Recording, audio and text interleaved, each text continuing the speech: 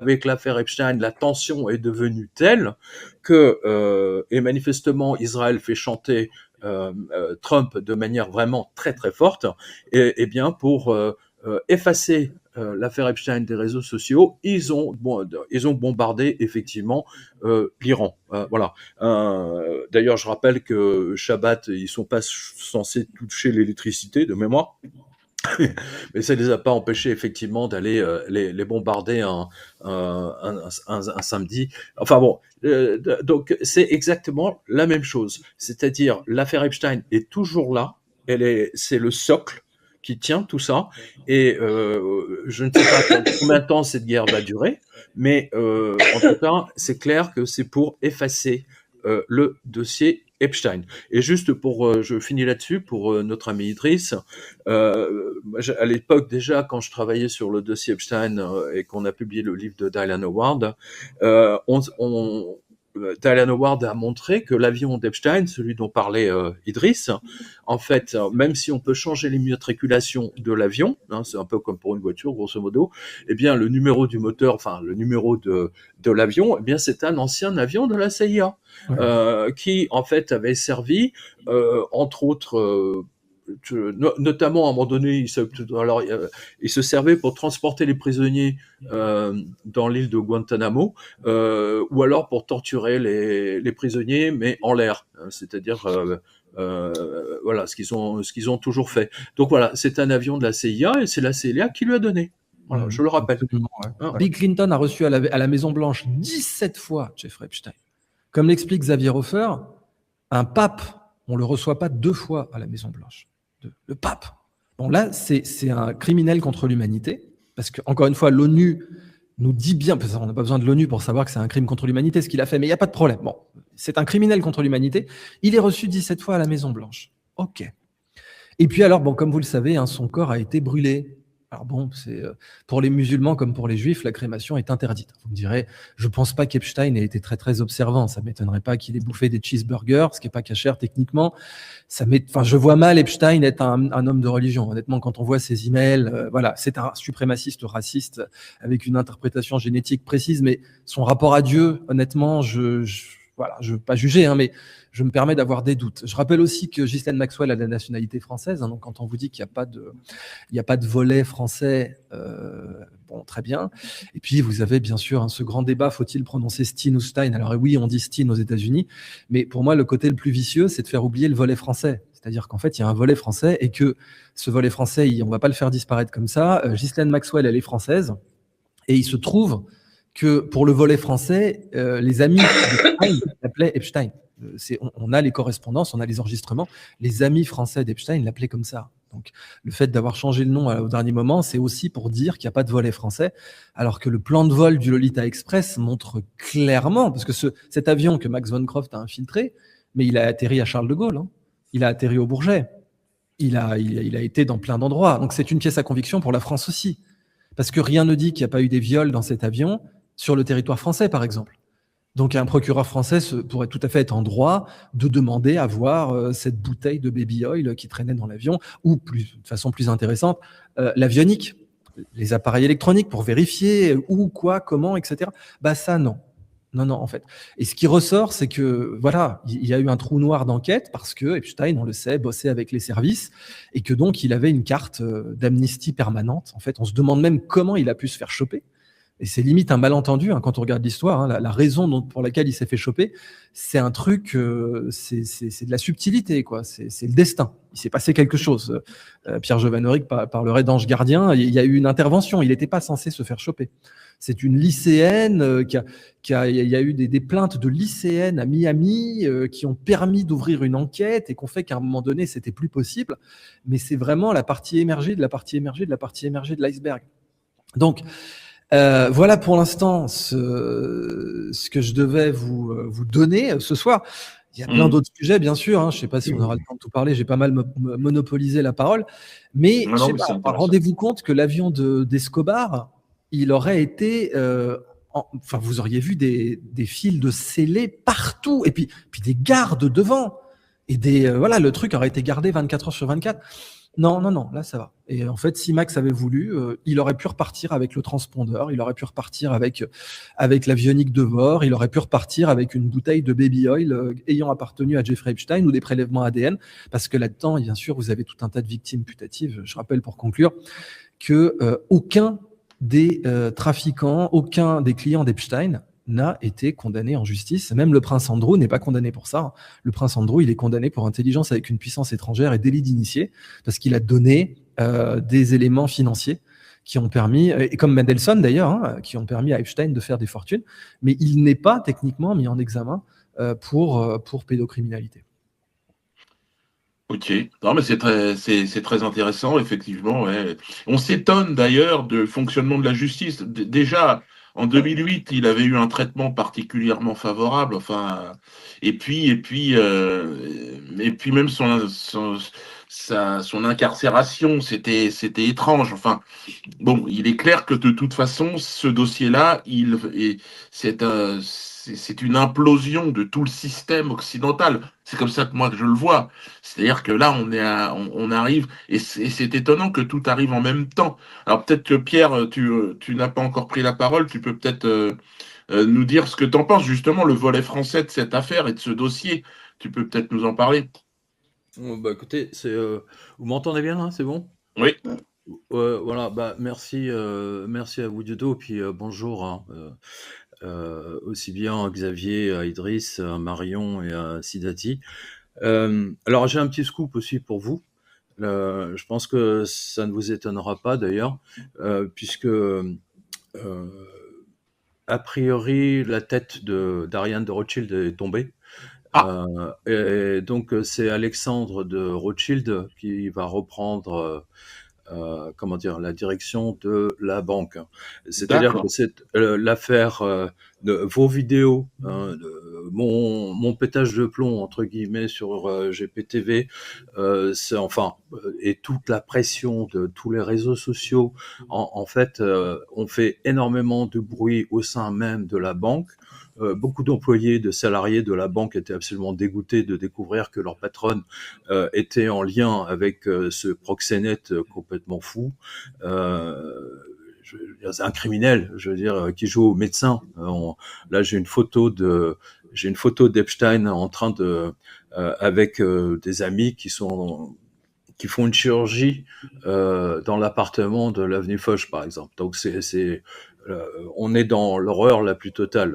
Marion connaît ça. Et figurez-vous que même Bloomberg a fait une dépêche. C'était de mémoire, je pense que c'était vendredi. Je reviendrai dessus dans la revue de presse de ce lundi. Et, euh, et Bloomberg donc disait que Ariane de Rothschild était en panique parce que les clients de la banque, hein, je rappelle, qui a grosso modo, enfin estimé 130 milliards de dollars ou d'euros en gestion pour les clients privés, les clients partaient. Hein, c'est-à-dire qu'ils ont dit on s'en va, voilà, on s'en va. Vous êtes des criminels, vous faites vous, comme l'a rappelé Idriss tout à l'heure, vous avez fait des délits d'initiés, parce qu'on n'a pas assez insisté sur les délits d'initiés d'Ariane de Rothschild avec Epstein. On connaît les délits d'initiés j'en ai déjà parlé, mais je le rappelle vite fait, les délits d'initiés de Bill Gates, parce que sa fondation est obligée de publier ses comptes, mais la banque d'Ariane de Rothschild, elle, évidemment, tout ça est passé dans comment dire, sous le secret. Hein. Ouais. Alors, et la deuxième information,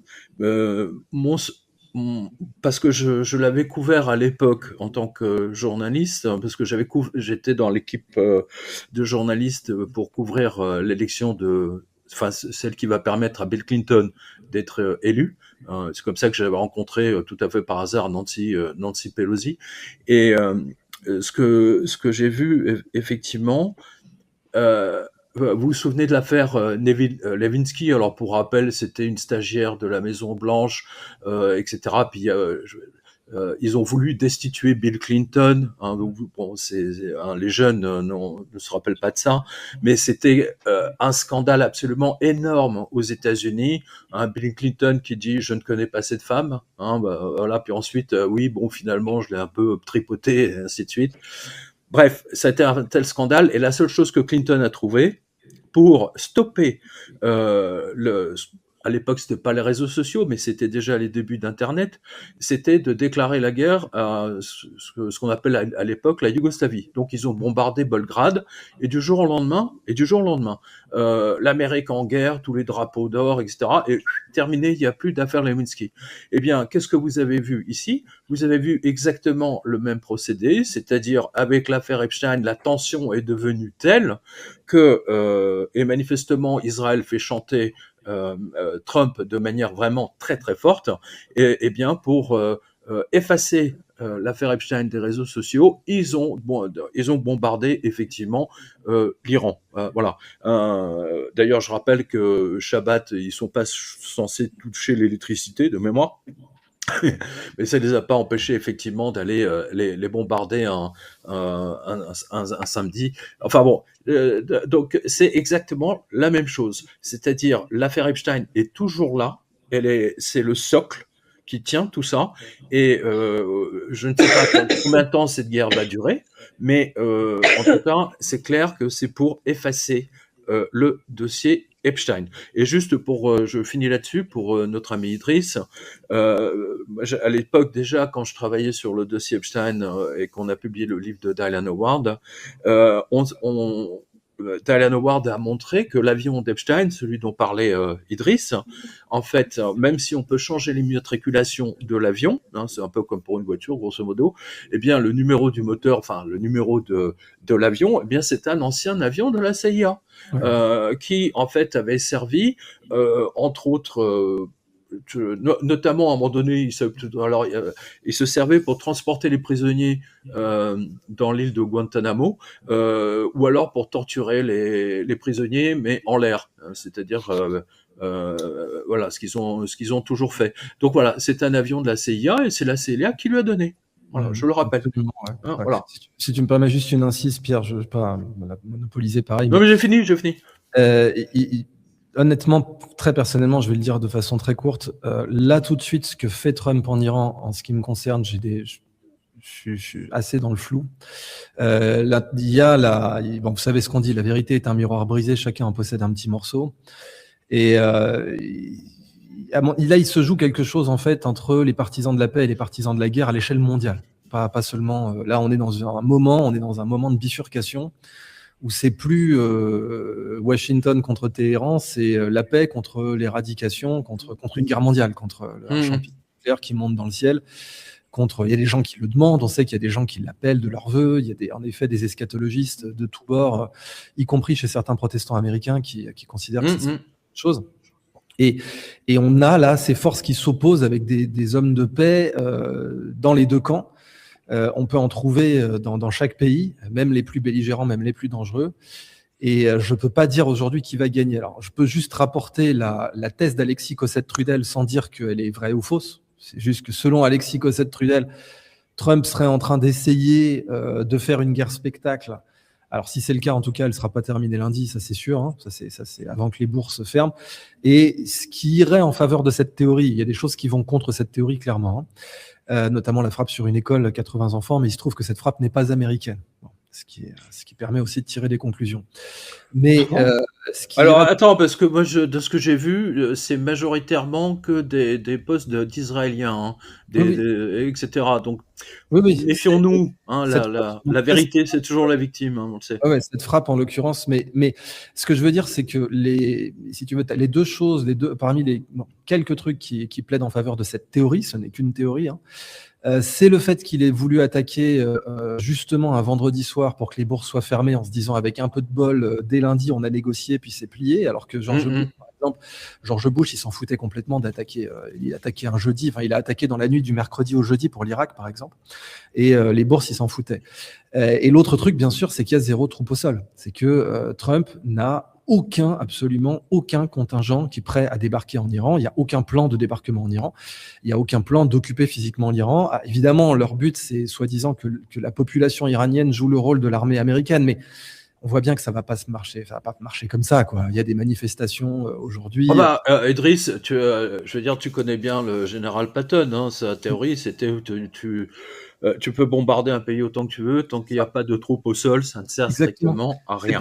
Et il se trouve que je la connais et Trump la connaît aussi. Donc, Bien sûr. il y a certaines théories, encore une fois, j'insiste, c'est pas, je ne sais pas si elles sont vraies ou pas, mais qui disent qu'en fait, peut-être que Trump sera en train d'essayer une dernière tentative de faire une guerre spectacle pour apaiser en quelque sorte le démon qui veut des sacrifices humains, quoi. Avant que ça ne vire à la vraie guerre totale complète, où là on parle en millions de morts, là on parle un Iran rayé de la carte, on parle ce que veut Netanyahou, c'est ça clairement. Et est-ce qu'il va y arriver? Ce que je sais en tout cas, c'est que si on a autant d'audience, parce que là vous faites des audiences spectaculaires, il faut dire aux gens que là aujourd'hui c'est plus un camp contre l'autre, c'est la guerre contre la paix, c'est l'extermination de l'humanité. C'est le grand, d'ailleurs dans les emails d'Epstein c'est assez clair, hein, il y a des échanges avec Peter Thiel où il dit ce qui serait génial, ça serait de faire tout s'effondrer pour qu'on puisse racheter les actifs planétaires. Absolument, délit Voilà. d'initié. Délit d'initié à un niveau pour la Libye, pour la Grèce, ça n'arrête pas. Voilà, mais à un niveau méchant de James Bond, quoi. On est à un niveau Spectre, quoi. Tu fais péter la ville, tu fais la guerre pour tout racheter à bas prix. C'est bon, ce qui est un conseil en bourse, qui d'ailleurs est un conseil des Rothschild au passage, c'est acheter quand il y a du sang dans la rue, même si le sang est le vôtre. Mais oui, on voit qu'ils disent clairement ça, effondrement total pour pouvoir racheter des actifs, des ports, des trucs à bas coût. Encore une fois, je ne sais pas si la théorie d'Alexis Cossette-Trudel est vraie ou fausse, mais elle a de vrais arguments qui peuvent la défendre, comme elle a de vrais arguments qui peuvent l'attaquer, il n'y a pas de problème. Hein. Mais ce que je sais, c'est que là, on a atteint un point où c'est plus A contre B, c'est extermination contre paix. Et l'année 2026, alors je rentre même pas dans l'aspect eschatologique et tout, mais l'année 2026, avec en plus les tempêtes solaires, etc., et on sait que l'héliobiologie, les Russes l'ont beaucoup étudié, on a des cycles comme ça où la polémologie, le nombre de guerres sur Terre augmente et est corrélé aux activités solaires, c'est pas du tout une légende, c'est connu, hein, et on est dans une période extrêmement chaude qui est comparable à celle, par exemple, de l'Irak en 2003. Donc, survivre à 2026 pour l'humanité, ça va nécessiter de mobiliser toutes les bonnes volontés. Mais j'en